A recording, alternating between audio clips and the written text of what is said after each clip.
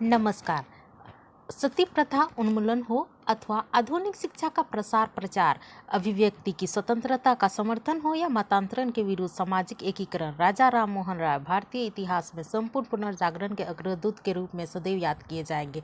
जी हाँ, आज 22 मई उनकी जन्म जयंती पर विशेष है राजा राम मोहन राय और ब्रह्म समाज के जो सिद्धांत है उन पर चर्चा करेंगे। तो चलिए बढ़ते हैं आज की टॉपिक की ओर। सबसे पहले देख लेते हैं राजा राम मोहन राय का जन्म। राजा राम मोहन राय का जन्म 22 मई 1772 को एक संपन्न किंतु परंपरावादी ब्राह्मण परिवार में हुआ था, जो धार्मिक कर्तव्यों का सख्ती से पालन करने का आग्रही था। उस समय की प्रचलित परंपराओं के चलते कम उम्र में ही उनकी शादी भी कर दी गई थी। 14 साल की ही उम्र में राजा राम मोहन ने बिच्चू बनने की इच्छा व्यक्त की। मां के जोरदार विरोध के कारण इस विचार को उन्हें छोड़ दिया, लेकिन एक गृहस्थ में संन्यास की लो तो लग ही चुकी थी। राजा राम मोहन राय के पिता चाहते थे कि उनका बेटा उच्च शिक्षा प्राप्त करे। इसके लिए उन्होंने हर संभव व्यवस्था भी की। परिणाम यह हुआ कि राजा राम मोहन राय संस्कृत, अरबी, फारसी के अतिरिक्त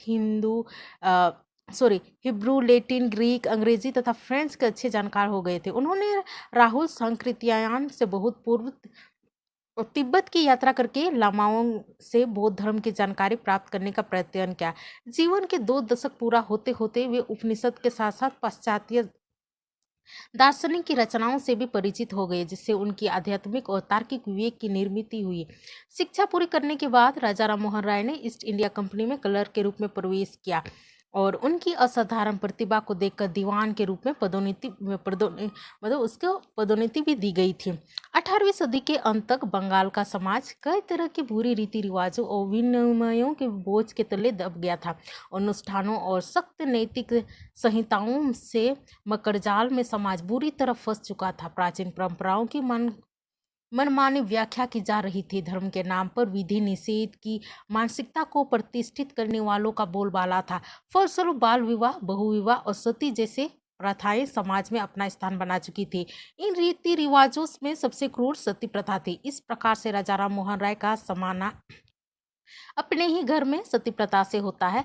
तमाम कोशिश करने के बावजूद भी वे अपनी भाभी को नहीं बचा सके। इस घटना ने उनके मन में समाज में व्याप्त कुप्रथाओं के प्रति वितृष्णा पैदा कर दिया और उनका तार्किक मन इसका हल करने के लिए बेचैन हो उठा।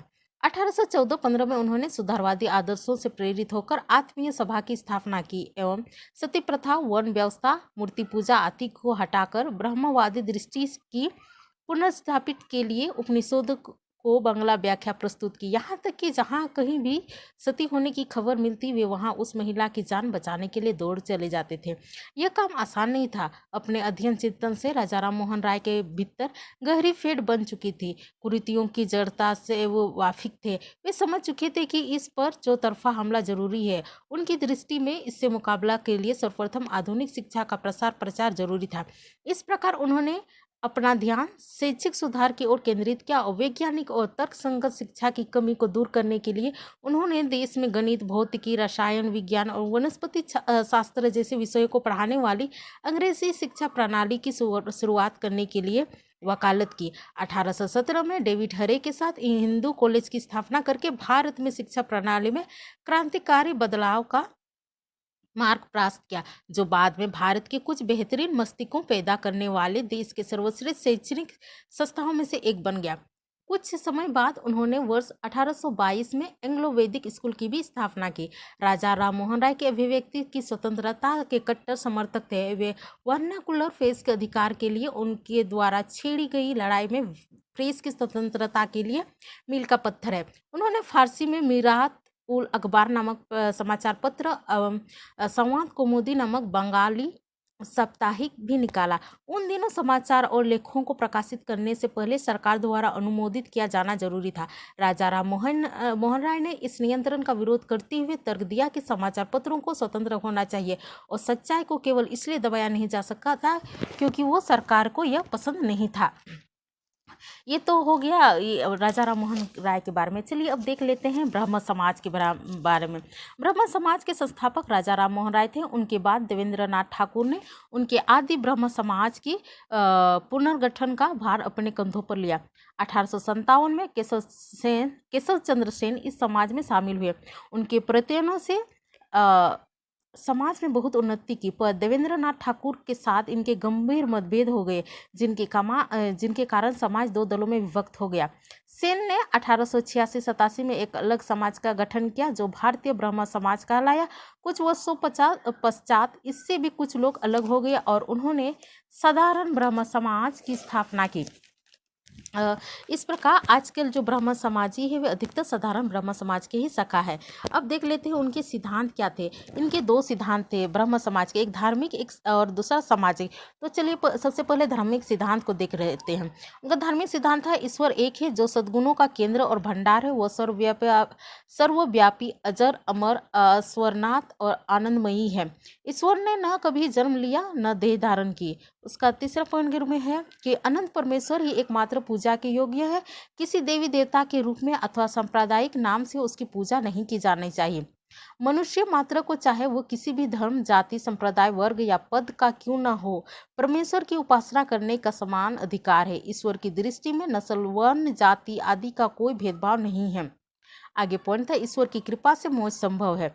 और उनका और एक सिद्धांत ये भी था, उपासना में भौतिक लगाव नहीं होना चाहिए। उपासना में किसी प्रकार के चित्र, प्रतिमा या ऐसी किसी वस्तु का प्रयोग नहीं किया जाना चाहिए जिसको किसी समय ईश्वर के स्थान पर माने जाने की संभावना हो।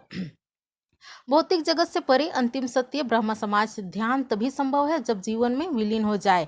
जब ईश्वर और उपासक अलग अलग हो जाते हैं तब ब्रह्म समाज का ज्ञान नहीं हो सकता। अतएव आध्यात्मिक गहनता का ध्यान आवश्यक है।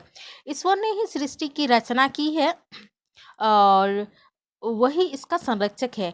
ईश्वर प्रार्थना सुनता है और स्वीकार करता है। जीवन आत्मा अमर है और अपने कार्यों के लिए ईश्वर के प्रति उत्तरदायी है। पाप का त्याग और पाप कर्म का पश्चाताप ही मोक्ष का साधन है। ईश्वर में पितृभाव, मनुष्य जाति में मातृभाव तथा प्राणी मात्र में दया भाव रखना ही परम धर्म है।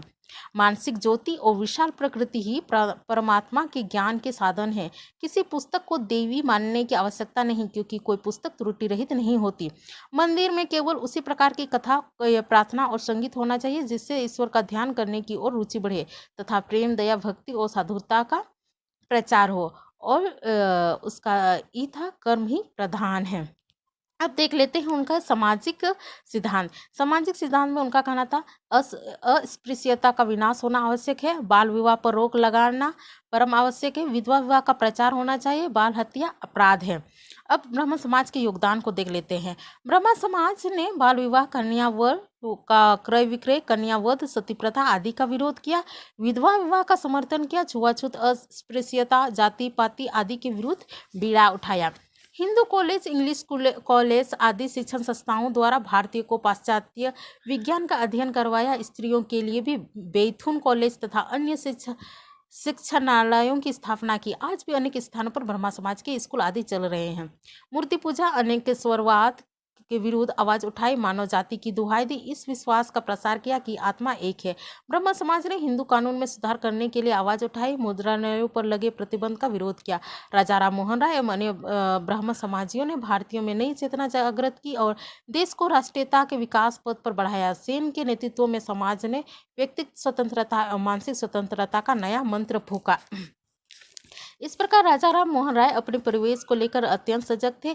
जब उन्होंने देखा कि डिजोरियों को यंग बंगाल आंदोलन की उच्छृंखलता और ईसाई मिशनरियों की कुप्रचार शीघ्रता से समाज में अपनी फेट बना रहा है, तो उन्होंने एक महती सभा की आवश्यकता समझी और आत्मीय समाज भंग करके वर्ष 1828 में वृहद दायरे में ब्रह्म समाज की स्थापना की। इसमें अन्य लोगों के साथ उन्होंने राजा द्वारकानाथ टैगोर तथा महर्षि देवेंद्रनाथ टैगोर का सहयोग प्राप्त था, जो क्रमशः कविंद्र रविंद्र के पितामह और पिता थे। राजा राम मोहन राय द्वारा चलाए गए ब्रह्म समाज की देन अभूतपूर्व है। राष्ट्रीय आंदोलन का प्रारंभिक रूप प्रजातंत्र एवं संवैधानिक के आदर्शों की आधारशिला की पृष्ठभूमि इसी ब्रह्म समाज ने तैयार की थी। इसने अपनी तत्कालिक मर्यादा में समाज व्यवस्था, राजनीतिक, साहित्य, धर्म अर्थात जीवन के प्रत्येक अंग पर पुनर्विचार किया। आधुनिक भारत की रचना इसी वर्ग ने की है और सनातन जागरण का कार्य संपन्न कर हिंदू समाज में विलीन हो जाना ब्रह्म समाज की सबसे बड़ी सफलता और सिद्धि है। विश्व इतिहास में ऐसे संपूर्ण पुनर्जागरण का उदाहरण कम ही मिलता है और हम इस संपूर्ण पुनर्जागरण के उत्तराधिकारी हैं। आज यह आवश्यक है कि हम राजा राम मोहन राय द्वारा स्थापित मूल्यों को ठीक से समझें और हृदय से ग्रहण करें। धन्यवाद। आज के लिए इतना ही, फिर मिलेंगे एक नए वीडियो के साथ। वीडियो पसंद आए तो लाइक शेयर और सब्सक्राइब करना ना भूलिएगा।